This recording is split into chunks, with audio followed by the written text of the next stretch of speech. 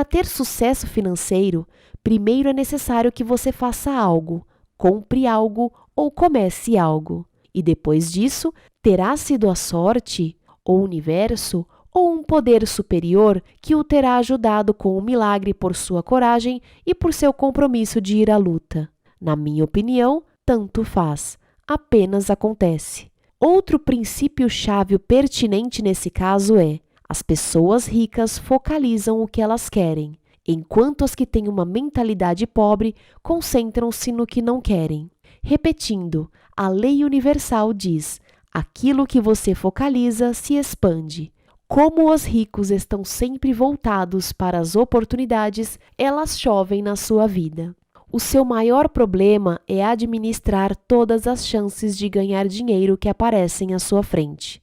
No caso das pessoas de mentalidade pobre, que por outro lado estão sempre enfatizando os obstáculos, eles se multiplicam ao seu redor. O seu maior problema é como se livrar de tantos problemas. A questão é simples. O seu campo focal determina o que você encontrará na vida. Concentre-se nas oportunidades e verá oportunidades. Atenha-se aos obstáculos e terá obstáculos. Não estou lhe dizendo para não tomar cuidado com os problemas. Trate deles à medida que forem aparecendo, no momento presente. Mas mantenha os olhos postos nas suas metas. Permaneça em movimento rumo aos seus objetivos. Dedique o seu tempo e a sua energia a conquistar aquilo que você quer. Quando surgirem dificuldades, supere-as e, em seguida, recupere rapidamente o seu foco. Não permaneça a vida inteira resolvendo complicações. Pare de ficar o tempo todo apagando incêndios. Quem faz isso anda para trás. Empregue o seu tempo e a sua energia em pensamentos e atos, seguindo firmemente adiante, na direção do seu propósito. Quer um conselho simples, mas raro? Se você deseja ficar rico, concentre-se em ganhar, conservar e multiplicar o seu dinheiro.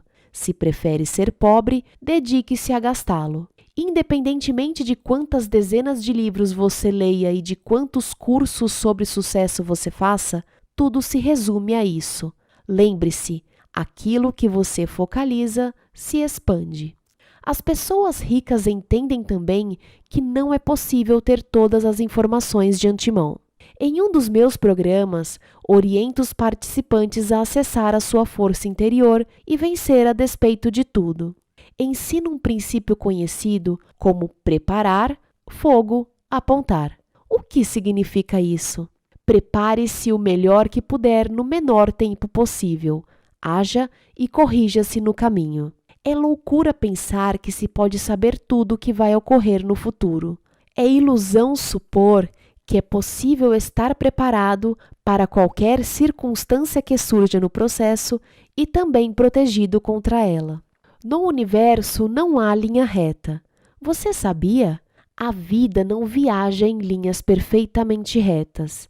Ela se assemelha mais a uma estrada sinuosa. Em geral, só conseguimos ver a curva seguinte e só depois de alcançá-la é que somos capazes de avistar mais. A ideia é você começar o jogo com tudo que tem, no lugar onde está. É o que chamo de entrar no corredor. Vou lhe dar um exemplo. Anos atrás, eu planejava abrir um café e confeitaria 24 horas na Flórida. Estudei as opções de localização, o mercado e o equipamento necessário. Pesquisei também os tipos de bolos, tortas, sorvetes e cafés disponíveis. O primeiro problema foi que engordei a beça. Comer o objeto da minha pesquisa não foi de grande ajuda. Então me perguntei: Harvey, qual é a melhor maneira de estudar um ramo de negócio? E esse sujeito chamado Harvey, que era evidentemente muito mais esperto do que eu, respondeu: se você quer conhecer um negócio a fundo, entre nele. Ninguém tem a obrigação de saber tudo. Entre no corredor conseguindo um emprego na área. Você aprenderá mais varrendo o chão e lavando pratos num restaurante do que se passar 10 anos pesquisando do lado de fora. Eu não disse que ele era muito mais esperto do que eu? Foi o que fiz. Arranjei um emprego numa empresa do ramo. Gostaria de poder dizer que os meus soberbos talentos foram imediatamente reconhecidos e que recebi de cara o cargo de diretor executivo. Mas o que fazer? Como ninguém ali percebeu as minhas qualidades de liderança, tive que começar como ajudante de garçom. É isso mesmo, varrendo o chão e lavando os pratos. Não é engraçado como o poder da intenção dá certo? Você deve estar pensando que eu tive que engolir o meu orgulho para aceitar esse trabalho, mas a verdade é que nunca considerei a questão dessa forma. A minha missão era conhecer o negócio dos doces. Por isso, me senti grato pela oportunidade de aprender o assunto de carona na empresa de alguém e ainda por cima ganhar um dinheirinho. Nessa temporada como ajudante de garçom, passei o máximo de tempo conversando com o gerente sobre receitas e despesas, examinando caixas para descobrir os nomes dos fornecedores e ajudando o padeiro, às 4 da manhã, para aprender sobre os equipamentos, ingredientes e problemas do ramo. Eu devia estar indo bastante bem na minha função, porque depois de uma semana, o gerente me chamou, me deu um pedaço de torta e me ofereceu uma promoção ao posto de caixa. Pensei naquilo durante um exato nanosegundo e respondi: obrigado, mas não, muito obrigado. Primeiro, não haveria muito o que aprender se eu ficasse preso atrás de uma caixa registradora. Segundo, já sabia o que queria saber. Missão cumprida. É isso que quero dizer com corredor.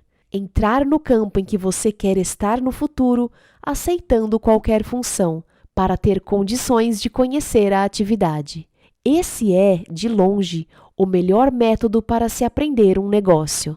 Primeiro, você pode vê-lo por dentro. Segundo, tem condições de fazer os contatos necessários, o que seria complicado estando do lado de fora. Terceiro, uma vez no corredor, outras portas de oportunidade se abrem à sua frente. Isto é, observando o que realmente acontece, você tem a chance de identificar um nicho que não havia percebido antes. Quarto, talvez você descubra que não gosta do ramo e dê graças a Deus por ter ficado sabendo disso antes que fosse muito tarde. Então, qual dessas 4 situações ocorreu comigo? Quando deixei aquela empresa, mal podia ver uma torta e muito menos sentir o cheiro de qualquer uma delas. Segundo, o padeiro saiu de lá um dia depois de mim e me telefonou para dizer que acabara de descobrir um novo e fantástico equipamento de ginástica conhecido como botas para gravidade, que são usadas nos exercícios de inversão corporal feitos em barras. Talvez você tenha visto Richard Gere com elas numa cena do filme Gigolô americano, em que ele fica pendurado de cabeça para baixo. Ele queria saber se eu estava interessado em dar uma olhada naquele produto. Fui conferir e cheguei à conclusão de que as botas eram simplesmente o máximo, mas o ex-padeiro não. Assim, entrei sozinho no negócio.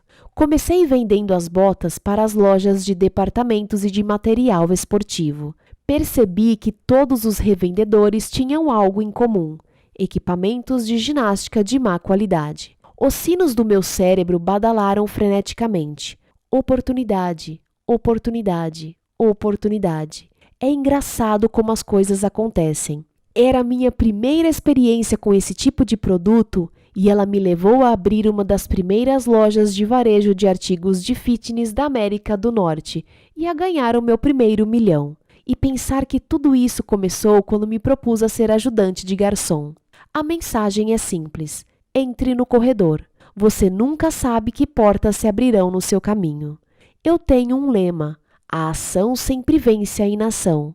As pessoas ricas saem em campo acreditando que, uma vez dentro do jogo, podem tomar decisões inteligentes, no momento presente, fazer correções de rumo e ajustar as velas durante o percurso. As pessoas de mentalidade pobre, por não confiarem em si mesmas e nas suas aptidões, acreditam que precisam saber tudo de antemão, o que é praticamente impossível. Enquanto isso, não fazem nada. Os ricos, com a sua atitude positiva de preparar, fogo, apontar, entram em ação e quase sempre vencem. Quem pensa pequeno costuma dizer a si mesmo: Não vou fazer nada até identificar todos os possíveis problemas e saber exatamente como lidar com eles. Assim, nunca age e, consequentemente, sempre perde. Os ricos veem uma oportunidade, mergulham nela e ficam ainda mais ricos. E aquelas outras pessoas? Ainda estão se preparando. Declaração: eu focalizo as oportunidades e não os obstáculos. Eu tenho uma mente milionária. Ações da mente milionária. 1. Entre no jogo. Pense numa situação ou num projeto que você tenha tido vontade de começar. O que quer que você esteja esperando, esqueça. Comece agora de onde está, a partir do que você tem. Se possível, dê o primeiro passo trabalhando como empregado ou com outra pessoa para aprender os macetes. Se já aprendeu, não tem mais desculpa. Vá à luta. 2. Pratique o otimismo. Tudo que alguém considerar problema ou obstáculo, reclassifique como oportunidade. Você deixará loucas as pessoas negativas, mas afinal, qual é a diferença? Não é isso que elas fazem consigo mesmas o tempo todo? 3. Focalize o que você tem e não o que você não tem. Faça uma lista de 10 coisas pelas quais você se sente grato e leia-a em voz alta. Repita essa leitura todas as manhãs durante os 30 dias seguintes. Se não gostar do que possui, não terá mais nada disso nem precisará ter. Arquivo de riqueza número 6. As pessoas ricas admiram outros indivíduos ricos e bem-sucedidos. As pessoas de mentalidade pobre guardam ressentimento de quem é rico e bem-sucedido. As pessoas de mentalidade pobre costumam olhar para o sucesso alheio com ressentimento, ciúme e inveja. Ora alfinetam com frases do tipo: que sorte eles têm! Ora sussurram: esses ricos idiotas!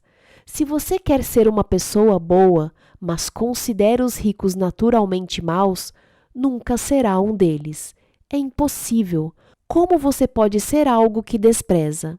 É espantoso observar o ressentimento e até a raiva pura e simples que muitas pessoas de mentalidade pobre têm dos ricos.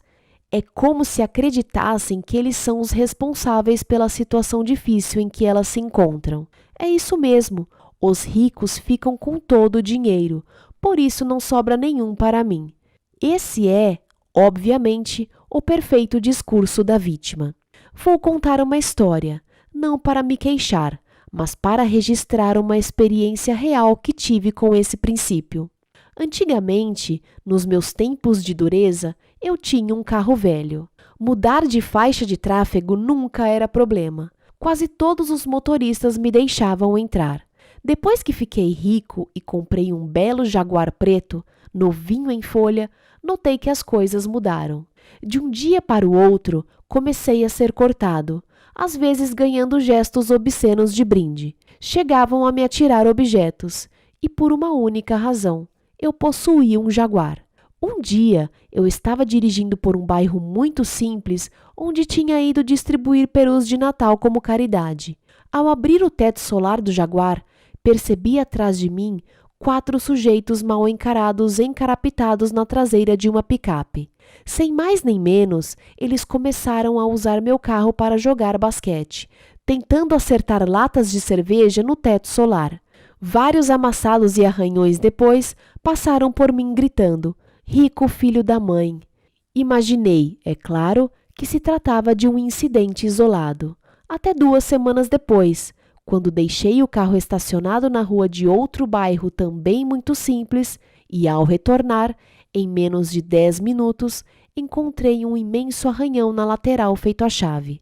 Na ocasião seguinte, eu fui a essa mesma parte da cidade com um Ford Escort alugado. Para minha surpresa, não houve nenhum problema. Não estou absolutamente inferindo que aqueles bairros sejam habitados por gente má. Porém, a experiência me diz que algumas pessoas ali guardam ressentimento dos ricos. É fácil falar em não ter ressentimento de quem não tem muito dinheiro. Porém, essa é uma armadilha em que qualquer um pode cair, até mesmo eu, dependendo do estado de espírito. Certa vez, quando liguei a televisão para saber os resultados esportivos, o programa Oprah estava no ar. Mesmo não sendo um grande fã de televisão, eu adoro a Oprah. Essa mulher afetou positivamente mais pessoas do que qualquer outra no planeta e merece, por isso, cada centavo que possui, e muito mais.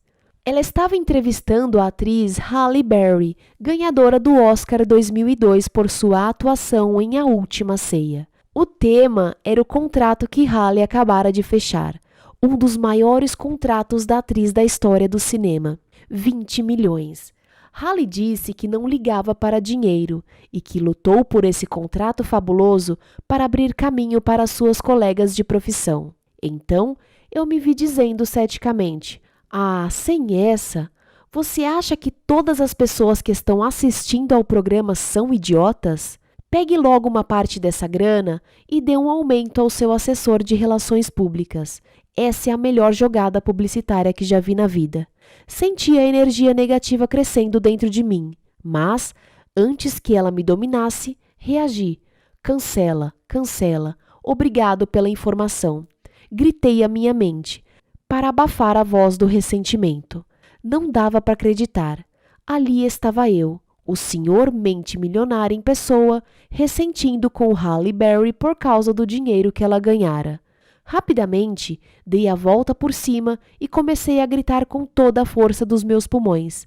É isso aí, garota. Você é o máximo. Ficou barato para eles. Você devia ter pedido 30 milhões. Parabéns. Você é incrível. Você merece. Depois disso, me senti muito melhor. Qualquer que fosse o motivo de Halle Berry querer tanto dinheiro, o problema não era ela, era eu. Lembre-se de que as minhas opiniões não fazem nenhuma diferença para a felicidade nem para a riqueza dessa pessoa. No entanto, fazem toda a diferença para a minha felicidade e riqueza. Não se esqueça também de que opiniões e pensamentos não são bons nem maus, certos nem errados, quando entram na nossa mente, mas podem, seguramente, ajudar ou atrapalhar a nossa felicidade e o nosso sucesso quando invadem a nossa vida. No momento em que senti a energia negativa fluindo dentro de mim, o meu alarme de observação soou, e tal como havia treinado, eu imediatamente neutralizei a negatividade na minha mente. Não é necessário ser perfeito para ser rico. Porém, é importante saber reconhecer pensamentos que não fortalecem nem você mesmo nem os outros e mudar o foco para pensamentos mais positivos. Quanto mais você estudar este livro, mais rápido e fácil será o processo. Em O Milionário em um Minuto, os meus amigos Mark Victor e Robert Allen citam uma história comovente narrada por Russell Cromwell, Uma Fortuna ao Seu Alcance, escrito há mais de um século. Eu digo que vocês devem enriquecer, que é o seu dever enriquecer. Quantos irmãos piedosos me dizem: mas o Senhor, um ministro cristão, usa o seu tempo para percorrer o país de alto a baixo, aconselhando as pessoas a enriquecer, a ganhar dinheiro? Sim, é claro que sim. Então eles continuam: que coisa horrível! Por que o Senhor não prega o Evangelho em vez de doutrinar as pessoas a ganhar dinheiro? Porque ganhar dinheiro honestamente é pregar o Evangelho. Essa é a razão. Os homens que enriquecem talvez sejam os mais honestos que podemos encontrar na comunidade. Mas, afirma um jovem aqui esta noite, durante toda a minha vida, me disseram que as pessoas ricas são desonestas, indignas, vis e desprezíveis. Meu amigo, é exatamente por aceitar essa ideia que você não tem nenhum dinheiro. A base da sua fé é totalmente falsa. Eu lhe digo com toda clareza: 98 de cada 100 homens e mulheres ricos dos Estados Unidos são honestos. E é por isso que são ricos. É por esse motivo que os outros lhe confiam dinheiro. É por causa disso que realizam grandes empreendimentos e sempre encontram pessoas para trabalhar com eles. Diz outro jovem: às vezes ouço falar de homens que ganham milhões de dólares desonestamente. Sim, é claro que houve, e eu também. Mas eles são tão raros que os jornais falam a seu respeito o tempo todo como notícia, até ficarmos com a impressão de que todos os ricos conseguem as suas fortunas de modo desonesto. Meu amigo, leve-me aos subúrbios da Filadélfia e me apresente aos moradores que possuem casas ao redor dessa grande cidade. Casas belas com jardins e flores, casas esplêndidas de refinada arte, e eu o apresentarei às pessoas mais plenas de caráter e iniciativa da nossa cidade. Aqueles que têm as suas próprias casas se tornam mais dignos, honestos e puros, mais fiéis, econômicos e cuidadosos por possuí-las. Nós pregamos contra a cobiça no púlpito e usamos a expressão lucro imundo de um modo tão radical que os cristãos ficam com a ideia de que é pecado um homem ser rico. Dinheiro é poder, e é preciso ser razoavelmente ambicioso para ganhá-lo. Deve ser assim porque vocês podem praticar mais boas ações com ele do que sem ele.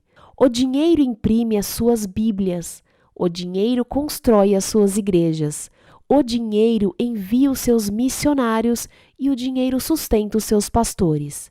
Portanto, eu digo que é necessário ter dinheiro.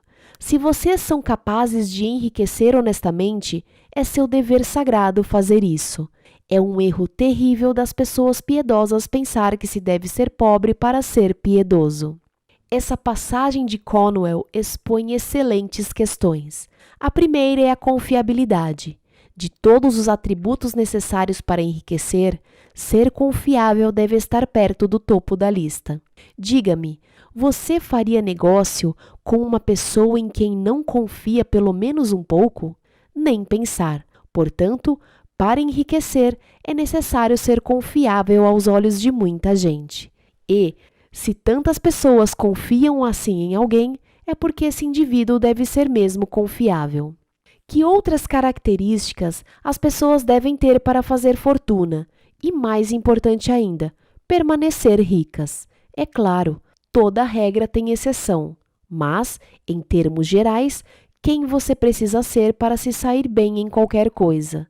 Considere as seguintes características: alguém positivo, confiável, focado, determinado, persistente, trabalhador, ativo, bondoso, comunicador competente, razoavelmente inteligente e especializado em pelo menos uma área. Outro aspecto interessante da passagem de Conwell é o fato de tantas pessoas terem sido condicionadas a acreditar que não se pode ser ao mesmo tempo rico e bondoso ou rico e espiritualizado. Até eu pensava dessa maneira. Como muitos de nós ouvia dos meus amigos e professores, da mídia e do resto da sociedade que todo rico é, em princípio, mau e ganancioso. Mais uma vez, esse modo de pensar é pura bobagem.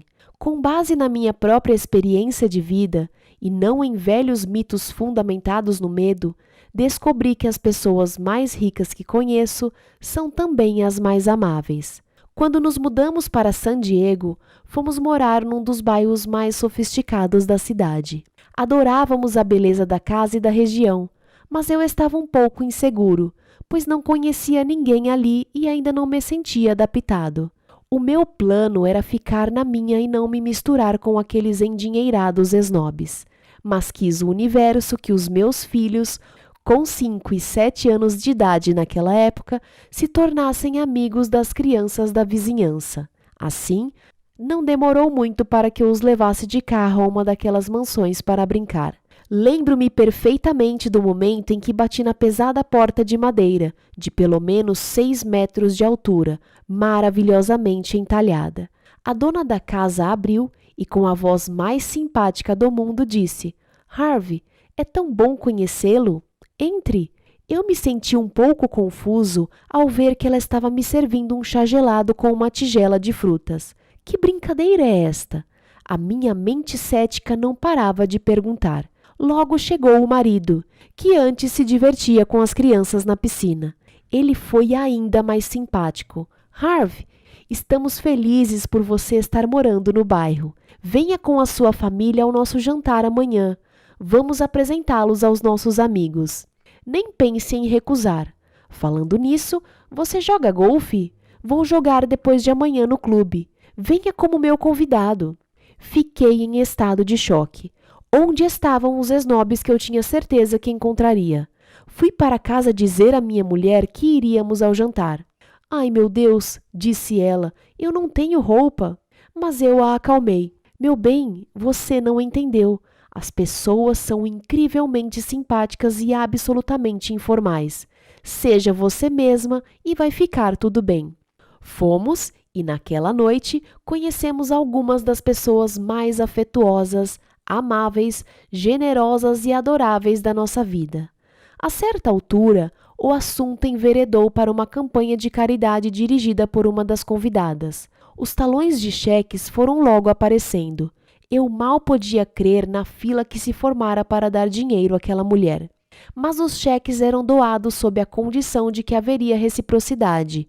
A mulher apoiaria a obra de caridade em que o doador estivesse envolvido. É isso mesmo. Cada pessoa ali era responsável por um projeto dessa natureza, ou tinha um papel de destaque nesse trabalho. O casal que nos convidou participava de várias dessas iniciativas.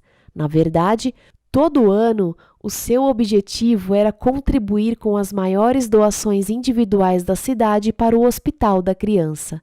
Eles não apenas doavam milhares de dólares, como organizavam um jantar anual de gala que arrecadava mais alguns milhares.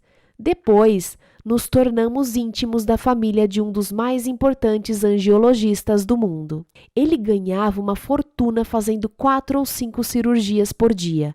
Cada uma delas custava de 5 a 10 mil. Eu o menciono como exemplo porque toda terça-feira era o seu dia livre, em que operava pessoas da cidade que não podiam pagar por esse serviço. Trabalhava das 6 às 10 da noite e realizava cerca de 10 cirurgias, todas de graça. Como se não bastasse, dirigia uma organização própria, cuja missão era convencer os outros médicos a adotar o dia grátis para os membros das suas respectivas comunidades. Desnecessário dizer que, diante da realidade, a minha velha crença condicionada de que os ricos são esnobres gananciosos dissipou-se totalmente. Hoje eu sei que a verdade é outra. A minha experiência diz que as pessoas mais ricas que conheço são também as mais amáveis e as mais generosas, o que não quer dizer que quem não é rico não possa ter essas qualidades, mas afirmo com segurança que a ideia de que os ricos são em princípio maus é pura ignorância. A verdade é que o ressentimento contra as pessoas bem-sucedidas financeiramente é uma das maneiras mais seguras de alguém continuar na pior. Nós somos criaturas de hábitos. Para superar esse ou qualquer outro hábito, precisamos praticar. Quero que você, em lugar de se ressentir dos ricos, pratique admirá-los, pratique abençoá-los, pratique amá-los. Assim, saberá inconscientemente que, quando enriquecer, outras pessoas o admirarão, o abençoarão e o amarão em vez de se roerem de ressentimento da maneira como talvez você faça agora. Uma das minhas filosofias de vida provém da ancestral sabedoria runa, Ensinamentos dos Sábios do Havaí. Ela diz o seguinte: abençoe aquilo que você quer. Quando vir uma pessoa com uma casa bonita, abençoe a pessoa e a casa. Quando vir uma pessoa com um belo carro, abençoe a pessoa e o carro. Quando vir uma pessoa com uma bela família, abençoe a pessoa e a família. Quando vir uma pessoa com um belo corpo, abençoe a pessoa e o corpo. Princípio de riqueza. Abençoe aquilo que você quer. Filosofia runa. A questão é, se de algum modo você se ressente do que as pessoas possuem, nunca poderá tê-lo. Em qualquer caso, quando você vir alguém num belo jaguar com um teto solar aberto, não atire latas de cerveja nele. Declaração: eu admiro as pessoas ricas. Eu abençoo as pessoas ricas. Eu amo as pessoas ricas. Eu vou ser uma pessoa rica também. Eu tenho uma mente milionária. Ações da mente milionária. 1. Pratique a filosofia runa. Abençoe aquilo que você quer. Passeie, compre revistas, observe as casas bonitas e os carros bacanas e leia sobre negócios bem-sucedidos. Abençoe tudo o que você vir e gostar. Abençoe também os proprietários desses bens ou as pessoas que estão envolvidas com eles. 2. Escreva e envie uma breve carta ou um e-mail a alguém que você conheça, não necessariamente em pessoa, que seja extremamente bem-sucedido em qualquer campo, dizendo-lhe o quanto você o admira e respeita por suas realizações. Arquivo de riqueza número 7. As pessoas ricas buscam a companhia de indivíduos positivos e bem-sucedidos. As pessoas de mentalidade pobre buscam a companhia de indivíduos negativos e fracassados. As pessoas bem-sucedidas observam outras pessoas bem-sucedidas para se motivar. As veem como exemplos com os quais podem aprender e dizem a si mesmas: se elas conseguem, eu também consigo. Como afirmei antes, o exemplo propicia uma das maneiras fundamentais de aprendizado. Quem é rico se sente grato por outras pessoas terem tido êxito antes dele, pois, com um modelo para seguir, fica mais fácil encontrar o próprio sucesso. Por que reinventar a roda? Existem métodos comprovados para enriquecer que dão certo para quase todos os que aplicam. O modo mais rápido e fácil de enriquecer é aprender como as pessoas ricas, mestras em fazer fortuna, jogam o jogo da riqueza. Basta copiar as suas estratégias internas e externas. Faz sentido se você tiver uma programação mental idêntica delas e imitar a sua forma de agir. As suas chances de obter os mesmos resultados serão muito grandes. Foi o que eu fiz e é disso que este livro trata. Ao contrário dos ricos, muitas pessoas de mentalidade pobre, quando ouvem falar do sucesso de alguém, costumam julgar, criticar e escarnecer, além de tentar puxar esse indivíduo para o seu nível. Quanta gente assim você conhece? Quantos parentes seus agem desse jeito? A questão é: como é possível aprender com os indivíduos que você critica ou se inspirar neles? Sempre que sou apresentado a alguém muito rico, dou um jeito de conhecer essa pessoa e aprender como ela pensa. Se você acha que estou errada em fazer isso, é porque talvez pense que eu deveria ficar amigo de quem está na pior. Eu não concordo. Como mencionei anteriormente, a energia é contagiosa e não quero me expor a influências negativas. Um dia, enquanto eu dava uma entrevista para uma rádio, uma mulher telefonou com uma ótima pergunta. O que faço se sou positiva e quero crescer e o meu marido é alguém que puxa tudo para baixo? Devo deixá-lo? Devo tentar mudá-lo? Ouço perguntas semelhantes a essa pelo menos 100 vezes por semana nos cursos. Quase todos os participantes querem saber a mesma coisa. O que devo fazer se as pessoas do meu convívio íntimo não estão interessadas no crescimento pessoal e até me criticam porque eu estou? A resposta é a seguinte: primeiro, não perca tempo tentando mudar pessoas negativas. Não é sua obrigação. O seu dever é usar o que aprendeu para melhorar a si mesmo e a sua vida. Seja o exemplo, seja bem-sucedido, seja feliz e, quem sabe, as pessoas vejam a luz em você e queiram um pouco dela para si próprias. Repito, a energia é contagiosa. A escuridão se dissipa na luz. As pessoas têm que se esforçar para se manter escuras quando há luz à sua volta. A sua tarefa é apenas ser o melhor que puder. Se lhe perguntarem o segredo, conte. Segundo, tenha em mente um princípio que ensino nos cursos para que a pessoa aprenda a manifestar a sua vontade, mantendo-se calma, centrada e em paz. Ele diz: tudo acontece por um motivo, e esse motivo existe para me ajudar. De fato, é muito mais difícil ser positivo e consciente ao lado de pessoas e circunstâncias negativas, mas esse é o seu teste. Da mesma forma como o aço é endurecido pelo fogo, você crescerá mais rápido e ficará mais forte se permanecer fiel aos seus valores quando todos à sua volta estiverem cheios de dúvidas e propensos a recriminações. Não se esqueça de que nada tem significado, exceto aquele que nós mesmos atribuímos às coisas. Lembre-se também de que, na parte 1, você leu sobre como nos identificamos com os nossos pais ou nos rebelamos contra eles, dependendo do modo como enquadramos as suas ações. De hoje em diante, quero que pratique reenquadrar a negatividade alheia para se recordar de como não deve pensar e agir. Quanto mais negativas forem as pessoas, mais lembranças você terá do quanto é desagradável ser assim. Não estou sugerindo que lhes diga algo, apenas haja como proponho, sem condená-las por serem como são.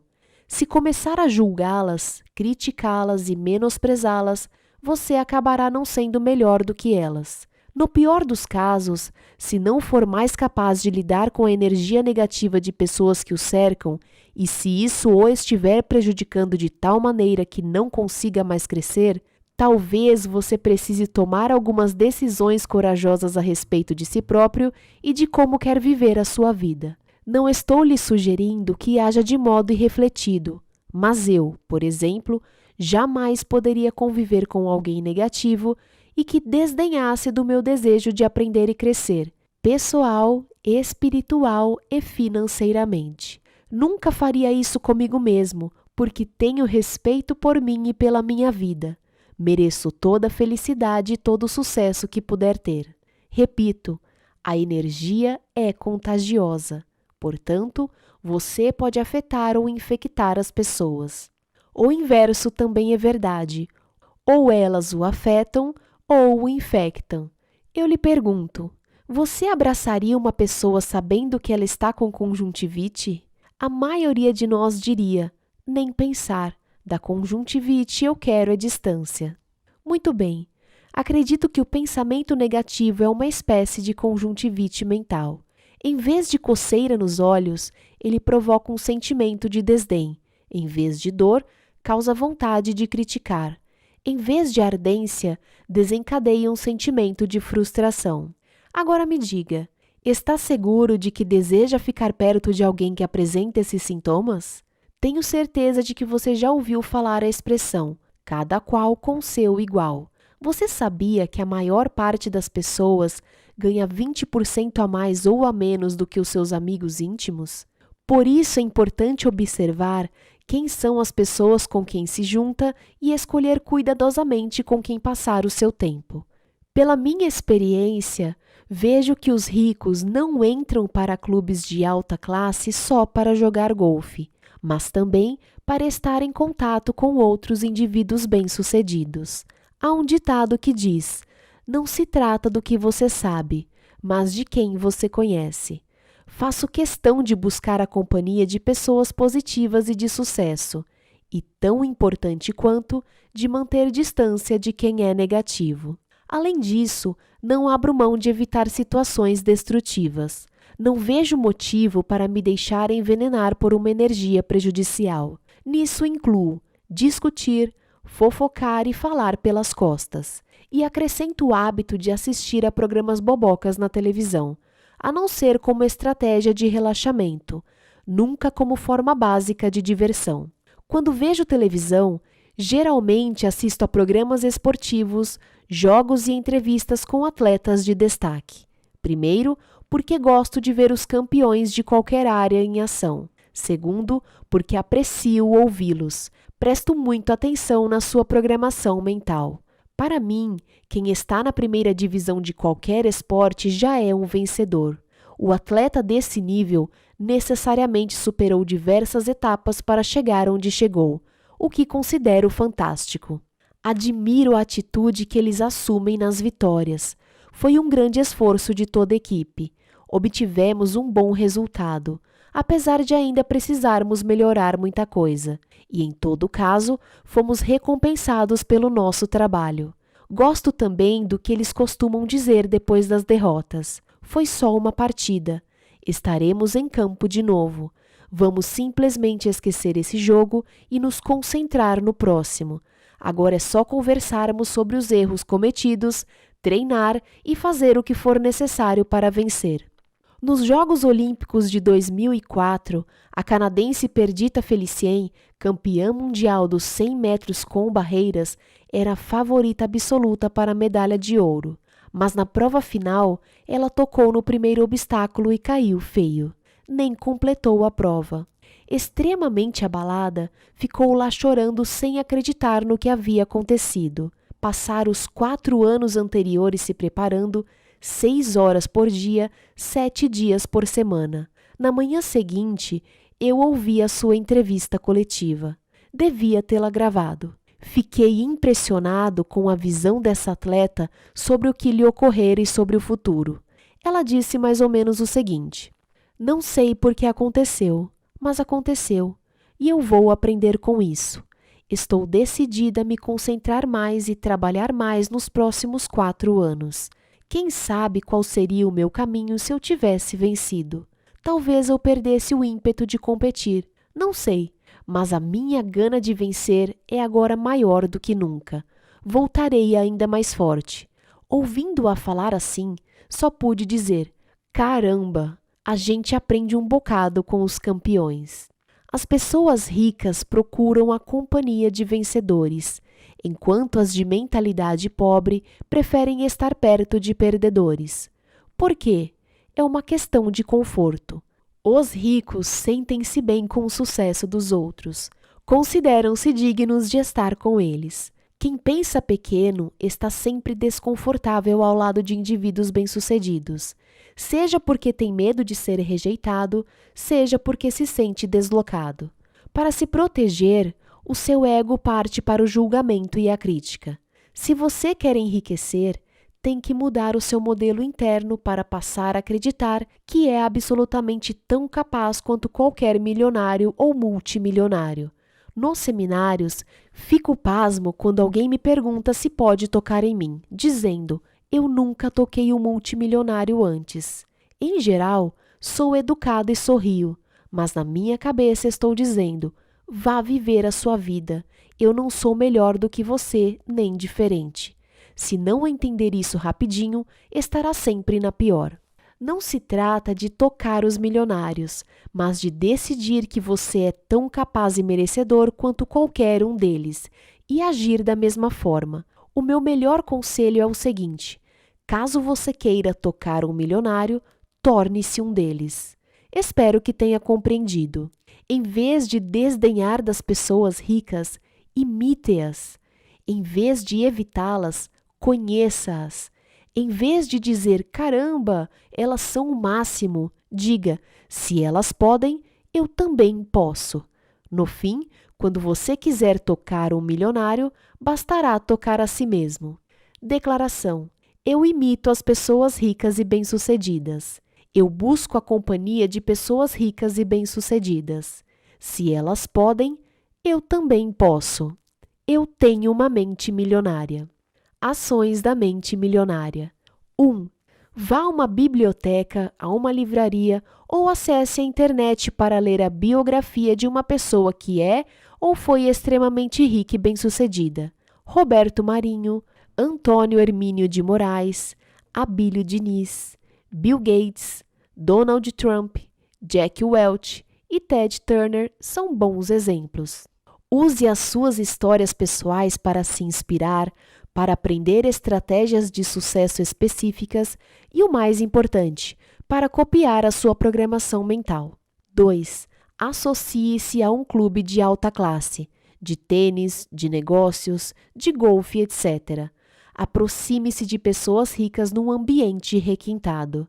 Se não puder entrar para um clube de alto nível, tome um café ou um drink no hotel mais chique da sua cidade.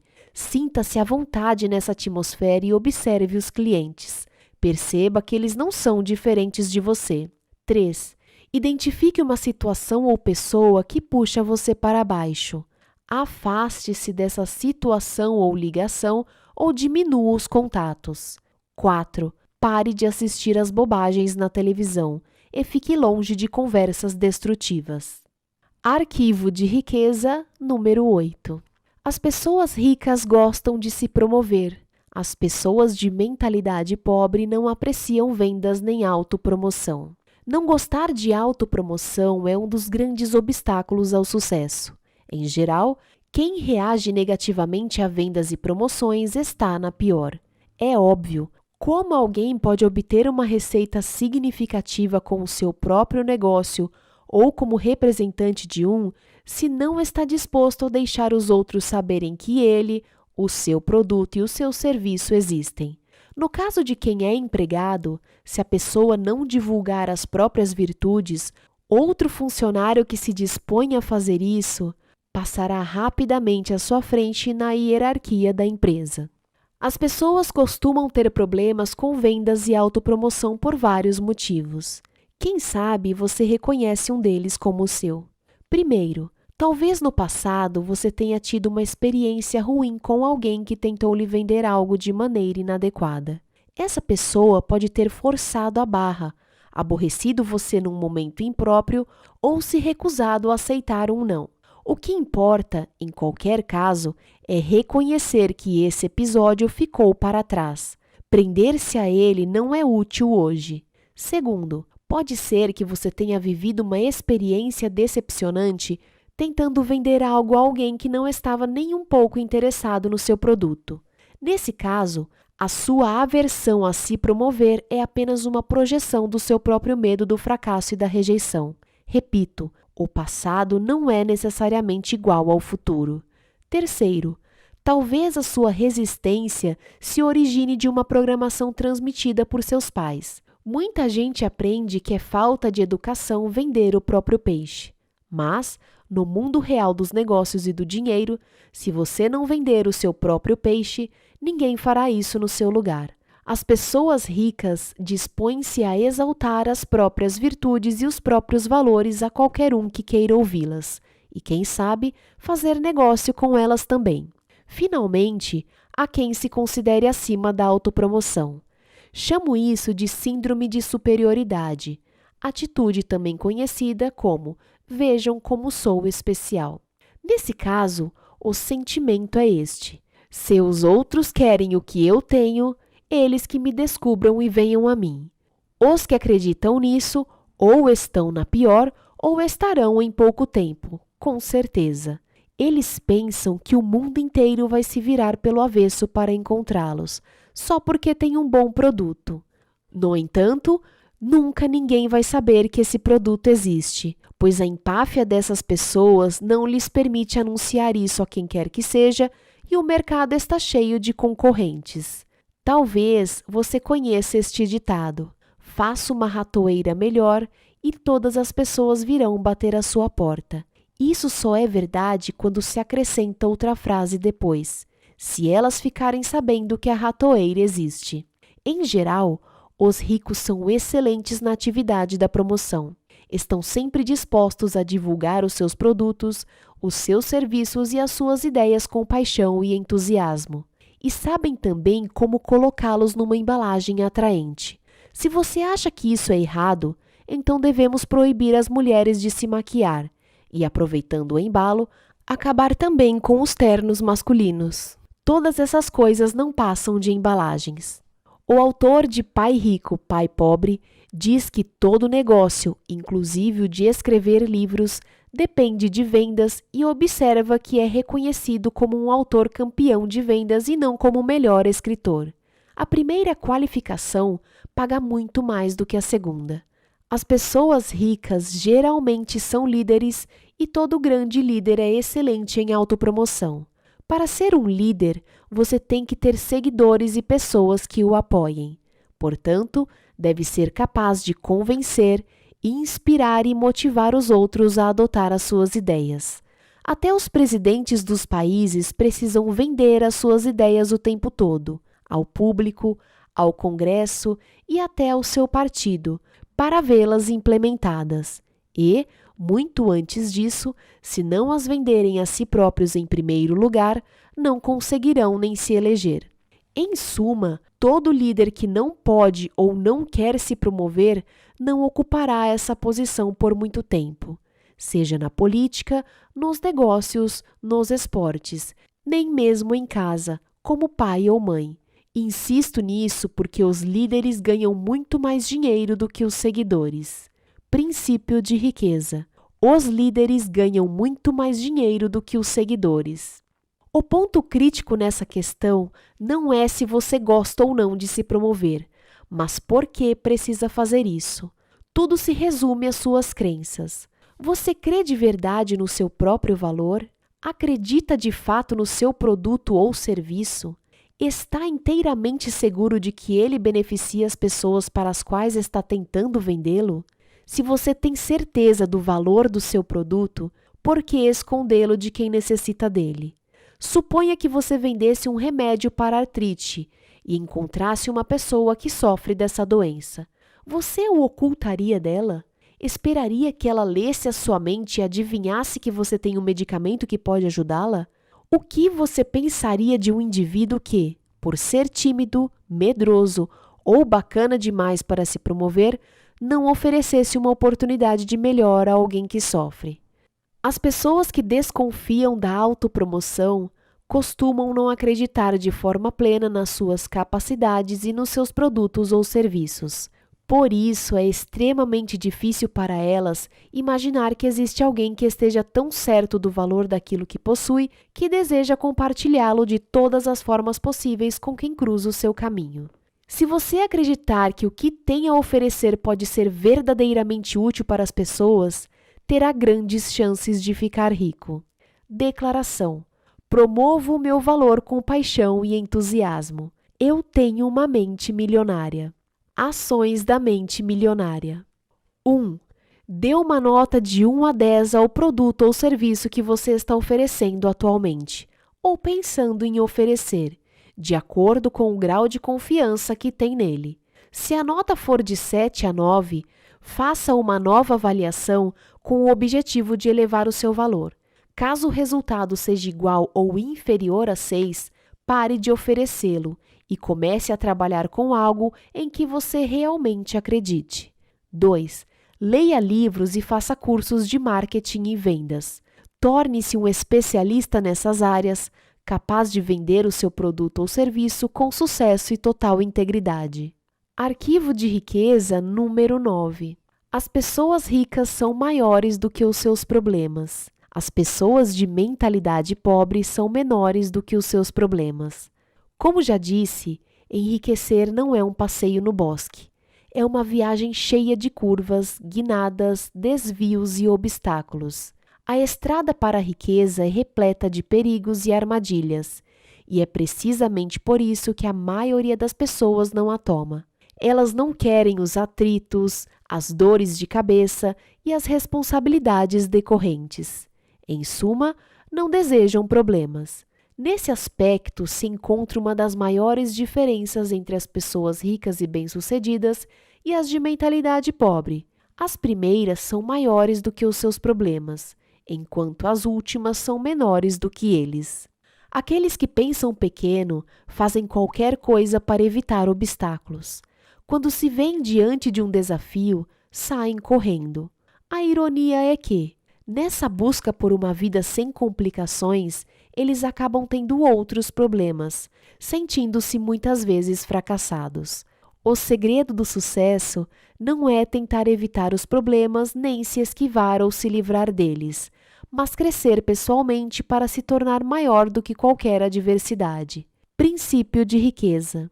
O segredo do sucesso não é tentar evitar os problemas nem se esquivar ou se livrar deles, mas crescer pessoalmente para se tornar maior do que qualquer adversidade. Numa escala de 1 a 10, imagine-se uma pessoa dotada de força de caráter e determinação de nível 2 enfrentando um problema de nível 5. Essa dificuldade lhe parece grande ou pequena? Olhando do nível 2, um obstáculo do nível 5 há de parecer um grande problema. Agora imagine que você se aprimorou e a sua força de caráter atingiu o nível 8. Esse mesmo problema de nível 5 se mostra grande ou pequeno aos seus olhos. Como num passe de mágica, ele se transformou num probleminha. Para terminar, suponha que você deu um duro danado consigo mesmo e tornou-se uma pessoa com força de caráter de nível 10. O mesmo obstáculo de nível 5 é agora um grande ou um pequeno problema? A resposta é: ele simplesmente não é mais um problema. O seu cérebro nem sequer o registra como tal, e tampouco esse entrave produz qualquer energia negativa. Ele é apenas uma ocorrência normal do seu dia a dia, como escovar os dentes e se vestir. Observe que, independentemente de você ser rico ou pobre, de pensar grande ou pequeno, as adversidades não deixam de existir. Enquanto você respirar, sempre estará diante dos chamados problemas e obstáculos da vida. Para encurtar a conversa, o tamanho do problema nunca é a questão principal. O que importa é o seu próprio tamanho.